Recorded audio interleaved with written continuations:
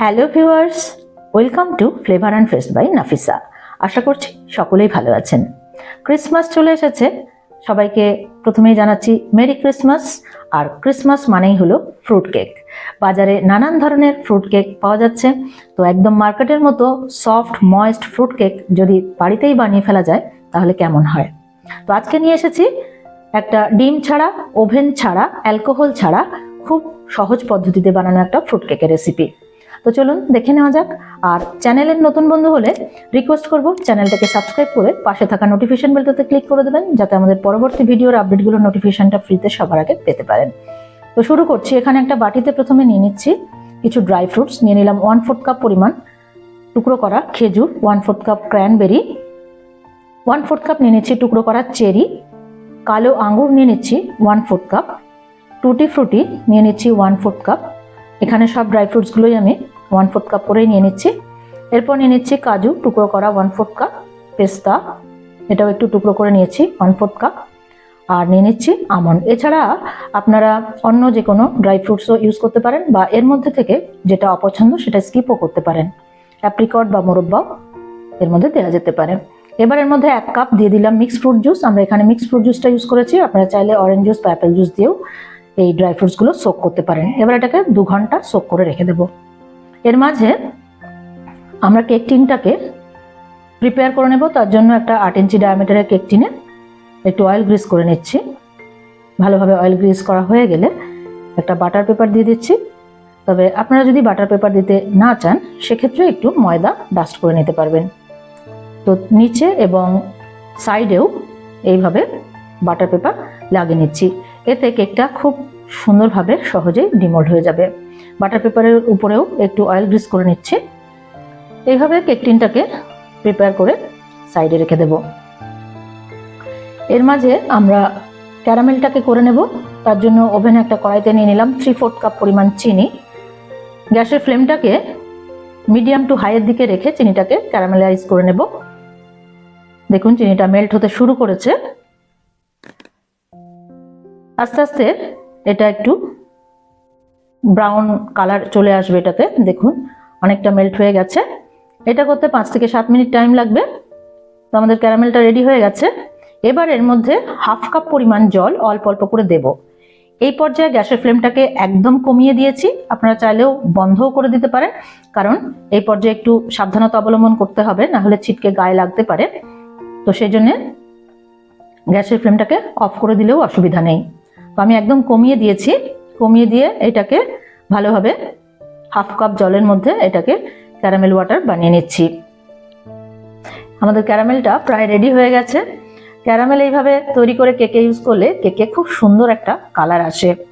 তো এবার এটাকে অন্য একটা পাত্রে ঢেলে একদম ঠান্ডা করে নেব, কারণ কেকের সমস্ত উপকরণ রুম টেম্পারেচারেই থাকা দরকার। এবার আমরা ওভেনে একটা পাত্র বসিয়ে তার মধ্যে একটা ফুড স্ট্যান্ড বসিয়ে দিয়েছি। দিয়ে এটাকে প্রিহিট করতে দেব ঢাকা দিয়ে মিডিয়াম টু লো ফ্লেমে 5 মিনিটের জন্য। এর মাঝে আমরা ব্যাটারটা তৈরি করে নেব।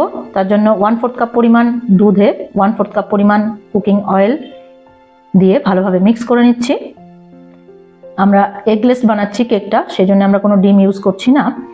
তো এবার একটা চালনি বসিয়ে এর উপরে নিয়ে নিচ্ছি 1 কাপ পরিমাণ ময়দা। এর সঙ্গে অ্যাড করে দিচ্ছি 3 টেবিল চামচ পাউডার মিল্ক। এটা অপশনাল, না দিলেও কোনো অসুবিধা নেই, তবে দিলে কেকটা টেস্টি হয় আর ময়েস্টও হয়। দিয়ে দিলাম 1 চিমটি লবণ। এই সব কিছুকে চেলে নিচ্ছি। কেকের শুকনো উপকরণগুলো চেলে নিলে সেগুলো এয়ারি হয়ে যায়, তার ফলে কেকটা বেশ ফ্লাফি হয় আর সফটও হয়।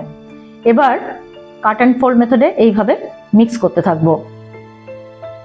দেখুন ব্যাটারটা একটু টাইট হয়েছে, কারণ এর মধ্যে আমরা এবার ক্যারামেলটা ইউজ করব। অল্প অল্প করে ক্যারামেলটা এর মধ্যে অ্যাড করছি আর এইভাবে মিক্স করতে থাকছি। এবার পুরোটাকে দিয়ে দিলাম। দিয়ে খুব ভালোভাবে এটাকে মিক্স করে নিচ্ছি। এর মধ্যে আমাদের ড্রাই ফ্রুটসগুলো সোক হয়ে গেছে, পুরো জুসটা প্রায় টেনে নিয়েছে। তো সেগুলো এবার দিয়ে দিলাম।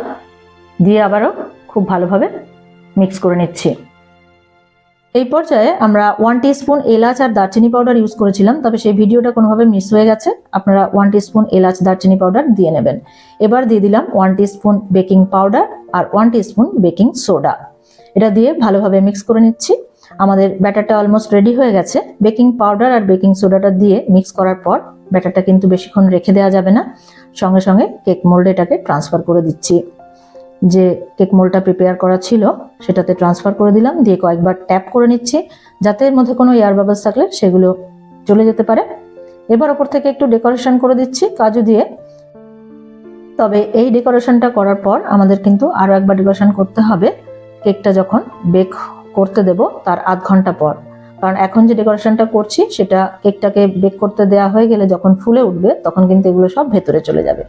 যাই হোক, আমাদের প্রিহিট করা প্যানের মধ্যে কেক মোল্ডটাকে বসিয়ে ঢাকা দিয়ে 40 থেকে 50 মিনিট এটাকে বেক করতে দিতে হবে। 30 মিনিট পর ঢাকাটা খুলে আরও একবার ডেকোরেশন করে নিচ্ছি, ওই যে বললাম, তাহলে কেকটাকে দেখতে খুব সুন্দর লাগবে। আগের ডেকোরেশনটা দেখুন সবই কিন্তু ভেতরে ঢুকে গেছে। তো এই কাজটা খুব তাড়াতাড়ি করতে হবে, না হলে বেশিক্ষণ এটাকে খুলে রাখা যাবে না, তাহলে কেকটা ভালো ফুলবে না।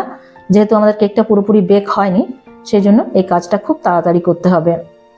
তো এইভাবে ডেকোরেশন করে দিলাম, খুব সুন্দর দেখতে লাগছে কেকটাকে। এবার ঢাকা দিয়ে আরও 10 মিনিট এটাকে বেক হতে দেব।